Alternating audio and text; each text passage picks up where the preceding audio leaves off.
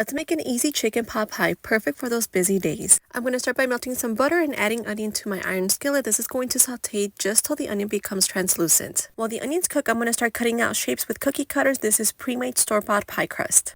On with the recipe, I'm going to saute celery, carrot, and garlic for a couple of minutes. Then I'm going to add the flour. This is our thickening binder spices to make it taste extra good. Cook for a couple of minutes, add chicken stock, mix everything well so the flour dissolves properly. Heavy cream, salt, pepper, and a little bit of hot sauce and Worcestershire sauce. I always like to add these two components whenever I make a white sauce or white gravy dish. Now I'm going to add the shredded chicken, frozen peas, mix everything well, and top it off with the pie crust. I'm going to add a little bit of egg wash to the top, and this is going to bake in the oven at 375 for about 20 to 25 minutes. All that's left is to serve and enjoy. This was so good, you guys. Very minimal effort and very cost friendly. I hope you guys try and enjoy at home.